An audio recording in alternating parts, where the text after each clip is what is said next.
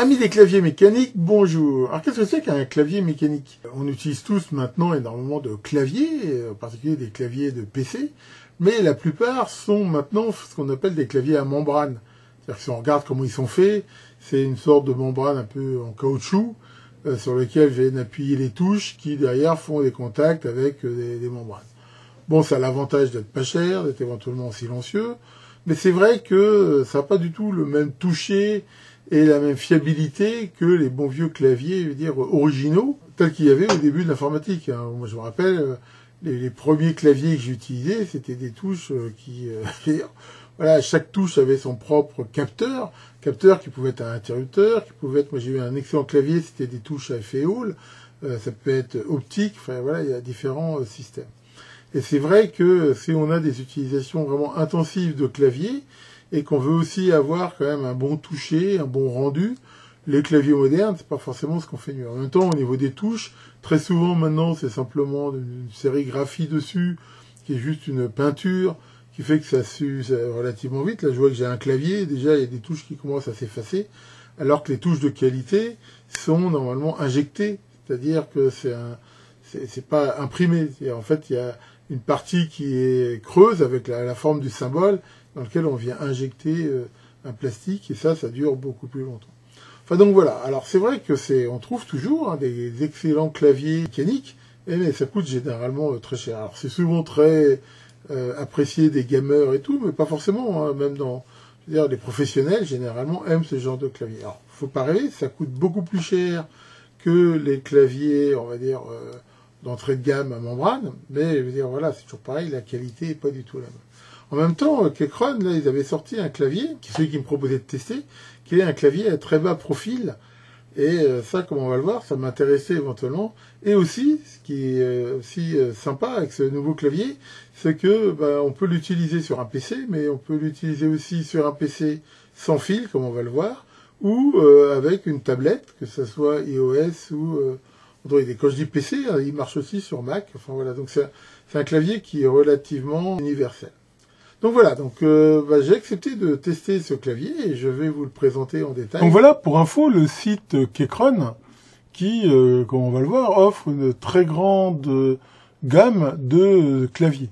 On peut voir ici, voilà, on a des claviers bas profil, des claviers mécaniques, des claviers compacts, enfin vraiment c'est très très riche. Et voilà, on a ici tous les profils pour des claviers donc dits ISO, qui correspondent ici à une norme qui est généralement respectée. Comme j'ai dit, il y a les AZERTY, les QWERTY. Bon, après, selon les pays, il y a éventuellement des fois des différences. Et donc là, on a aussi donc tous les claviers, voilà, à bas profil, dont celui que je vais vous montrer.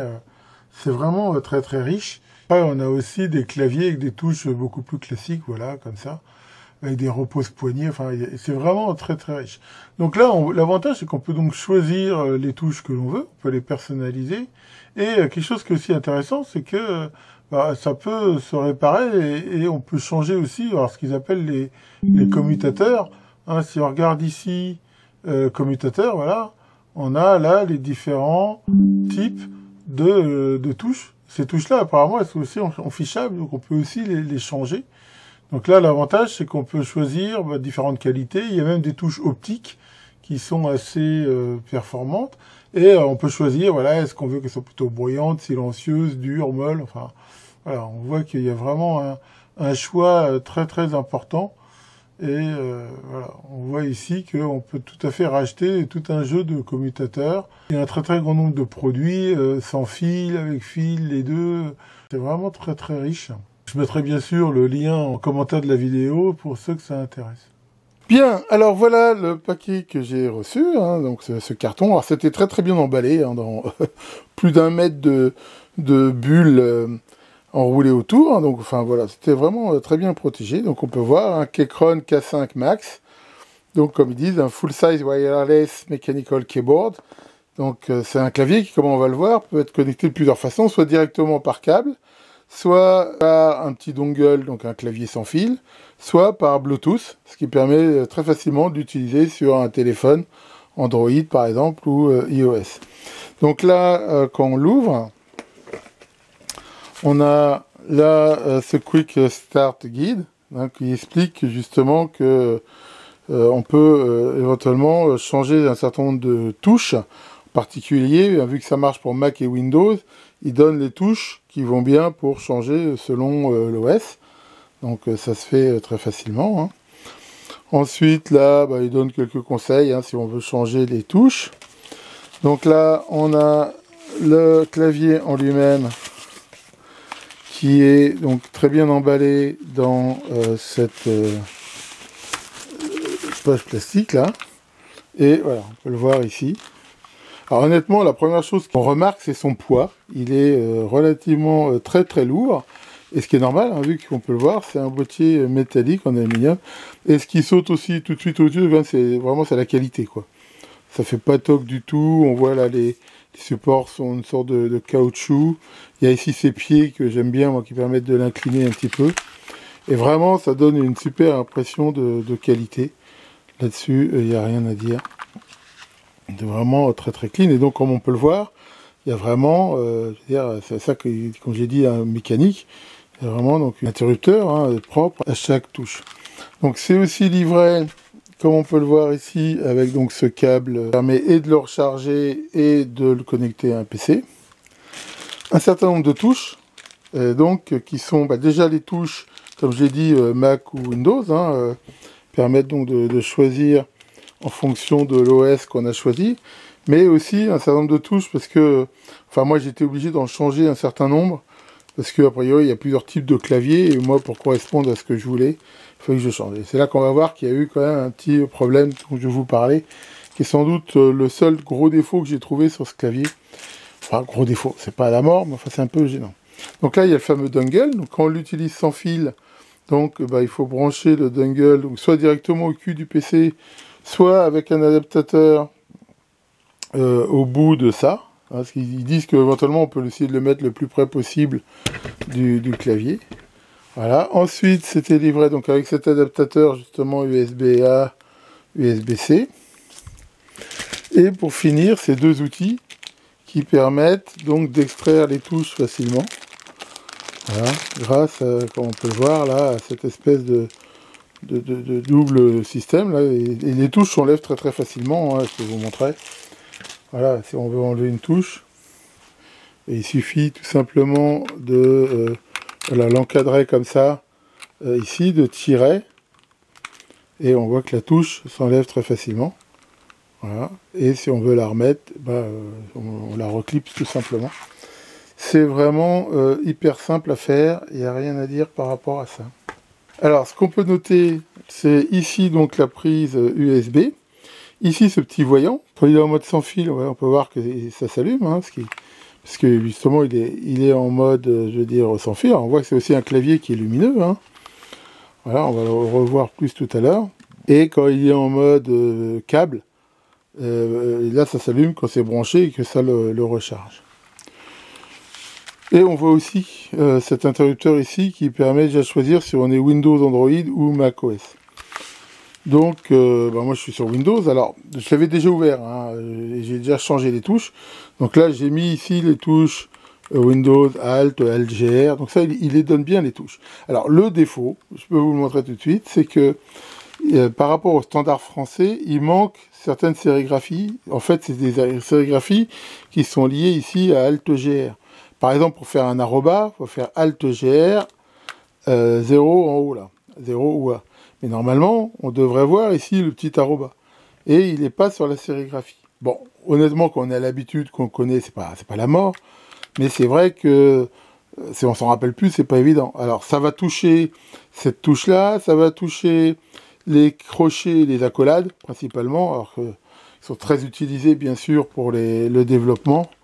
Par exemple, sur le E, ici, Alt-GR, il devrait y avoir l'euro. Alors, ça n'empêche pas la touche de fonctionner. Si je fais Alt-GR, E, j'aurai bien le symbole euro sur l'écran. Ça change rien. Je trouve que c'est quand même un petit peu dommage. Après, la solution est, soit on connaît par cœur, soit, éventuellement, ce que je vais peut-être faire, on peut se faire des petites étiquettes discrètes. Enfin, moi, je trouve que c'est quand même vraiment dommage. Sur la note globale que je vais donner à ce clavier, je vais la baisser sans doute à cause de ça. Parce que sinon, il est quand même bien arrivé en AZERTY. D'ailleurs, on voit sur la boîte que c'était marqué France. Et bon, les touches qu'il faut changer, ça c'est normal, parce que ça dépend de l'OS, et honnêtement, ça c'est fait très bien. Voilà, sinon honnêtement, la qualité de ce truc, et surtout, et c'est ça qui m'a séduit, comme j'ai dit, vous voyez, c'est pas épais du tout. Donc si on veut par exemple pouvoir le glisser facilement sur un petit tiroir sous table ou autre, ça le fait vraiment très très bien. Donc bah voilà, hein, sinon bah, comme on l'a vu, hein, c'est un clavier lumineux. Hein, donc là, alors même sur batterie, il fonctionne de façon lumineuse. On voit que le clavier ici donc est lumineux. Voilà. Alors, comme je vais vous montrer tout à l'heure, on peut choisir toutes les lumières qu'on veut, sans aucun souci. Si on veut des effets lumineux, enfin bon, là-dessus c'est très très riche. Donc le fait qu'il s'alimente par batterie, c'est bien et pas bien. L'avantage qu'il s'alimente par batterie, c'est que il n'y a pas besoin d'acheter des piles. Quand il est déchargé, il suffit de le remettre en charge via le câble USB, et sur n'importe quel chargeur USB, il va se charger. Le petit inconvénient que j'y vois, c'est que si on est par exemple en mobile, ou un truc comme ça, c'est qu'un clavier avec des piles, si les piles sont pas bonnes, on ouvre la trappe, on change les piles, et puis ça y est, ça repart tout de suite. Là, faut tout de suite avoir un chargeur. Si on est vraiment mobile sans chargeur, là on voit qu'on n'y a pas accès. Enfin bon, dans mon cas, comme je veux l'utiliser qu'avec un PC en mode cap, c'est pas gênant. Donc voilà, je vous propose maintenant de découvrir un petit peu justement comment on peut aussi programmer les touches et surtout programmer des macros avec, et ça c'est assez intéressant. Alors pour pouvoir paramétrer ce clavier, c'est-à-dire éventuellement réaffecter les touches, changer la couleur, enfin faire pas mal de choses, ils ont choisi une solution qui ma foi est assez originale, qui fait qu'il n'y a pas besoin d'installer un programme. Les dernières avancées de la norme HTML permettent en effet à des sites web directement, dans certaines conditions, de piloter des périphériques. Et c'est ce qu'ils utilisent ici. Donc il suffit d'aller sur le site, hein, je vous montrerai l'adresse, et de connecter votre clavier, et vous allez pouvoir tout le faire. Donc là, je suis avec mon navigateur. Alors, il faut prendre des navigateurs assez récents. Hein. Là, pour info, je suis sur la dernière version de Chrome. On fait connecter. Là, il cherche les différents claviers. Donc là, il a bien trouvé mon clavier connecté. Donc là, je fais connexion. Voilà. Et là, je vais avoir donc différentes possibilités. Donc là, j'ai toutes les touches. Et donc, les touches, je peux éventuellement donc les réaffecter, les reprogrammer comme ça me plaît, si j'ai envie de les changer. Bon, sinon, on peut rester ici sur le standard. On peut choisir les différentes touches de médias, par exemple volume, et ainsi de suite, hein, comment on veut les affecter. Là, il fait éventuellement des touches spéciales. Là, on peut éventuellement choisir toutes les touches de réglage de l'éclairage. Alors, bien sûr, il y en a qui sont par défaut, mais on peut complètement les changer. Alors, on peut aussi directement ici piloter le rétroéclairage, comme on peut le voir ici. Donc là, on a plein de styles. Hein. Je vais vous montrer ce que ça donne sur le clavier. Et la luminosité et les couleurs. Enfin voilà, c'est vraiment très très programmable. Alors, au niveau du rétroéclairage, hein, bon, là j'essaye de vous le montrer. On peut choisir énormément de choses. On peut choisir la luminosité. Voilà. Bon, faut reconnaître que même à fond, c'est quand même pas hyper violent. Mais enfin bon, d'un autre côté, c'est fait pour être utilisé dans l'obscurité. Donc là, par exemple, je suis à fond. On peut choisir différentes couleurs. Par exemple, la rouge, ici, enfin vraiment, on a énormément de choix. On peut choisir du blanc. En fait, c'est du RGB, donc on peut choisir potentiellement toutes les couleurs. Après, voilà, c'est en fonction de ses goûts. Hein. Et après, on peut aussi, bien sûr, choisir. Donc là, c'est une couleur fixe pour toutes les touches. Mais on peut choisir des effets, par exemple, le fameux pour les seeing. Et là, on va pouvoir choisir la vitesse. Voilà, est-ce que je veux que ça le fasse plus lentement? Puis après, alors là, honnêtement, il y a vraiment énormément d'effets de différents types. Voilà, par exemple, un effet qu'on peut avoir là, qui s'appelle Pixel Rail. Voilà, et là encore, on va pouvoir choisir la vitesse et la luminosité. Enfin bon, voilà. Honnêtement, je crois que là, je vois, il y a 22 styles de type d'effets de clavier. Donc, vraiment, si on aime ce genre de choses, il y a de quoi se faire plaisir. Bon, moi, personnellement, je préfère avoir la couleur qui est toujours la même. Et par exemple, celle-là me va très bien. Enfin bon, après, voilà, c'est les goûts et les couleurs. J'en profite pour dire que j'ai oublié de vous montrer tout à l'heure dans le déballage qu'il y avait aussi ce petit livret qui était livré avec, qui permet donc de faire les premières connexions et ainsi de suite. Donc je rappelle, hein, pour que le connecter, donc là je l'ai connecté par USB, mais sinon on peut le connecter donc sans fil avec le dongle, ou en Bluetooth, où là il suffit de faire un appairage, et donc ça permet de l'utiliser sur un téléphone portable, une tablette ou un truc comme ça. Et là j'ai le grand clavier, mais vous avez vu que dans la gamme, il y en a des beaucoup plus petits, et ça, en mobilité, ça peut être intéressant. Ici on peut tester le clavier, voilà, donc là on peut voir que dès qu'on appuie sur des touches, on voit si elles fonctionnent ou pas. On peut éventuellement mettre à jour le firmware. Alors par contre, la mise à jour du firmware, là, je pense qu'il faut installer un driver. Et on va aussi pouvoir donc gérer un certain nombre de macros. Donc ça, c'est ma foi assez intéressant. Alors comment ça fonctionne pour faire une macro? Par exemple, je vais faire la macro numéro 2. Et que quand j'appuie sur une seule touche, ça tapera l'adresse de mon site. Alors, il y a plusieurs façons, c'est très très puissant, mais en gros ici on va faire, alors faut mieux faire délai fixe, parce que sans délai, je veux dire des fois ça va un peu vite. Donc là par exemple, moi j'ai choisi un délai de 5 millisecondes, je crois que ça marche plutôt bien, voilà. Et donc là je vais pouvoir enregistrer ma macro. Donc en fait quand je vais faire enregistrer, ben, je vais taper ici mon adresse. Donc là je vais enregistrer et je tape http www.sirob.org. Donc là, je fais ensuite stop. Et là, on voit qu'il m'a enregistré toutes les touches avec le délai. Bon, ça paraît un petit peu imbitable comme ça, mais voilà, en fait, on retrouve ici. Alors, c'est vrai que ça peut paraître un peu compliqué. D'un autre côté, c'est très puissant. C'est-à-dire qu'on peut faire des séquences avec des délais, des tas de choses. Donc une fois que j'ai fait ça, je vais pouvoir donc envoyer ici ma macro. Et voilà, c'est-à-dire que maintenant, il a bien mémorisé que ma macro 2 fait ça. Et pour l'utiliser, en fait, c'est très simple. Je vais qu'à remapper ici mes touches. Donc là, pour les macros, on va pouvoir affecter des macros à des touches. Donc soit des touches directement. Par exemple, là, je vais affecter la macro directement, je peux cliquer ici et faire macro 2, voilà. Donc ce qui fait que maintenant, si je touche cette touche-là directement, j'aurai ma macro. Mais on peut aussi le faire sur le layout qui est fait quand on appuie la touche FN. Donc là, par exemple, je me suis fait d'autres macros. Donc là, par contre, il faut faire FN, cette touche-là, pour le faire. Donc maintenant que j'ai affecté ma touche, on voit que si ici j'ai une invite de commande et que j'appuie sur ma touche, ben voilà, on voit qu'il m'a fait directement taper ça. Donc ça, c'est vraiment très très pratique, vu que ça va permettre, donc comme ça, de s'enregistrer des séquences qui peuvent être éventuellement longues. Et ça, par contre, c'est aussi quelque chose que j'apprécie énormément pour des trucs qu'on tape souvent. Alors, pourquoi pas, on peut même, au niveau de la sécurité, c'est un peu limite, mais se mettre certains mots de passe. Maintenant, au niveau de la sécurité, je vous conseillerais de les mettre, par exemple, tous, sauf le dernier caractère, par exemple. Ce qui fait que quand vous le tapez, bah, vous tapez la macro, mais vous avez quand même à mettre le dernier caractère. Ce qui vous protège quand même si un escroc arrive à trouver votre clavier par hasard. On voit que grâce à ce site, très puissant, on peut vraiment personnaliser son clavier à souhait. Donc, pour conclure, que dire de ce clavier? Pas que globalement, j'en suis plutôt très satisfait. Je lui donne une note même plutôt bonne. Enfin, honnêtement, à part ce problème de sérigraphie, je lui aurais donné 18 par 19 parce que je lui ai pas trouvé beaucoup de défauts. Mais c'est vrai que ça, je trouve que même c'est un petit peu dommage. Bon, après, c'est vrai que c'est pas la mort à l'usage. Enfin, je veux dire, moi, j'utilise des claviers depuis des années.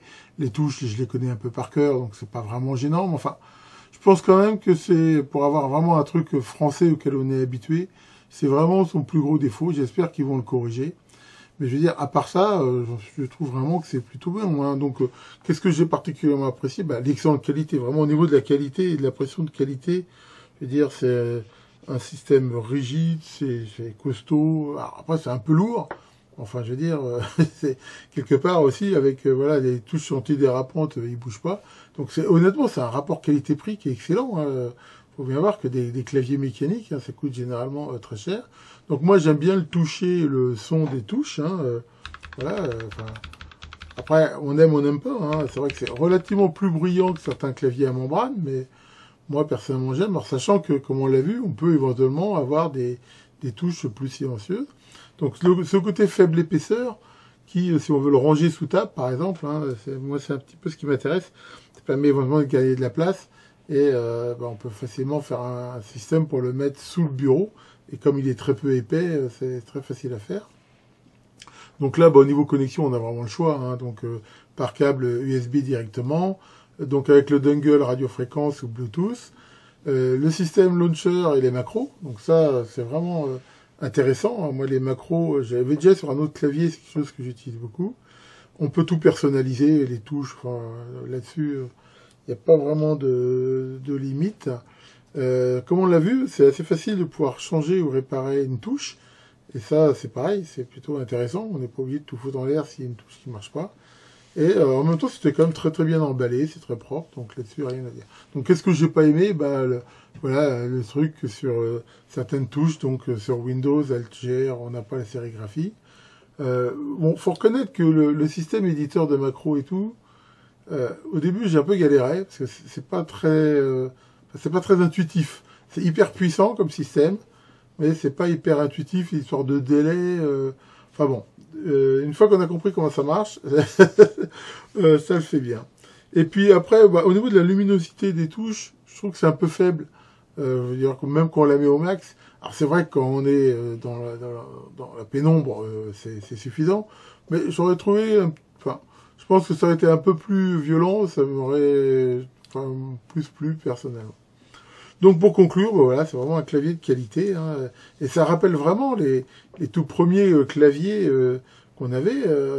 Enfin moi quand j'ai commencé l'informatique, c'était des claviers qui étaient tous quasiment mécaniques, il n'y avait pas tellement de claviers à membrane, et c'était du pur et dur. D'ailleurs si on regarde bien les premiers Apple II par exemple, ils avaient des claviers mécaniques comme ça, où chaque touche était un système unique.